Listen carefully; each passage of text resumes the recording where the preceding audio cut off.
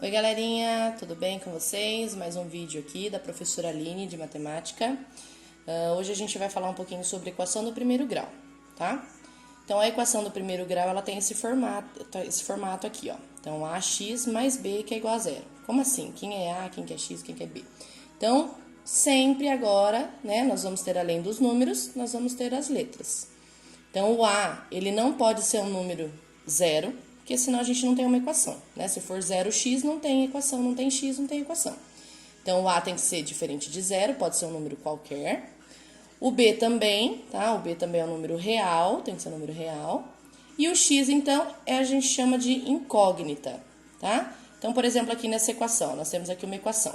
Então, 2x menos 10, que é igual a 3. Então, esse x aqui, né, é a incógnita. Esse sinal de igualdade, esse é o sinal de igualdade. Então, a equação, ela vem, a própria palavra o equa, né, que vem do latim igualdade, então significa isso, é uma sentença matemática que tenha uma igualdade, tá bom? Então, e esse 3 aqui é o nosso coeficiente. Aqui nós temos dois exemplos que não são equações. Por quê? Então, aqui, ó, eu tenho 4x mais 20 maior que zero. Então, isso aqui abre infinitas possibilidades pra gente, né? Aqui o x, ele pode ser qualquer número. Sendo maior que zero, então aqui a gente pode substituir o x por qualquer número. Diferente da equação, que a equação a gente tem uma raiz, que é a resposta, né? Sempre o valor de x, então, é a nossa raiz. A gente vai chamar de raiz. E aqui embaixo nós temos uma sentença matemática, tem uma igualdade aqui, mas por que ela não é uma equação? Porque não tem a incógnita, tá? Então, aqui não tem um valor de x, certo? Então, nenhuma dessas duas, ó, não é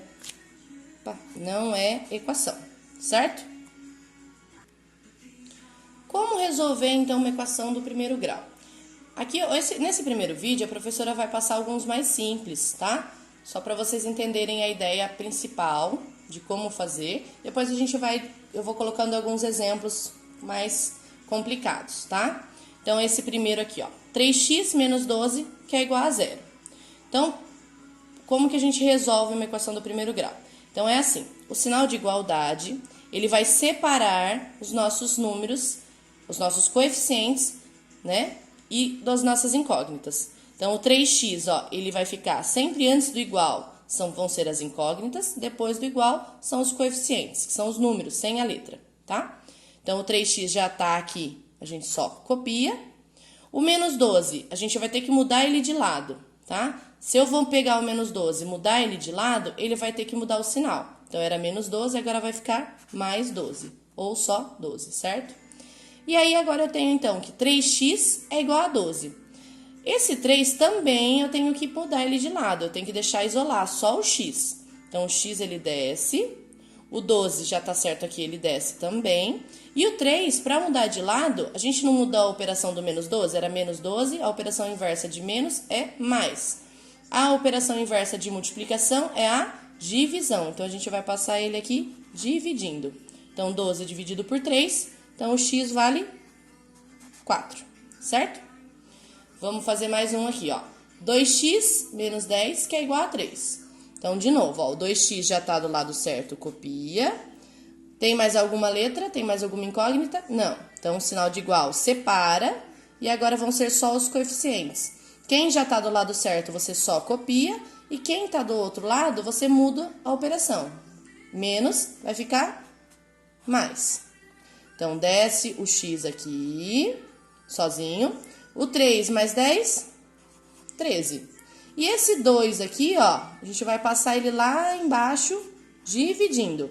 Então, 13 dividido por 2, 6,5, certo?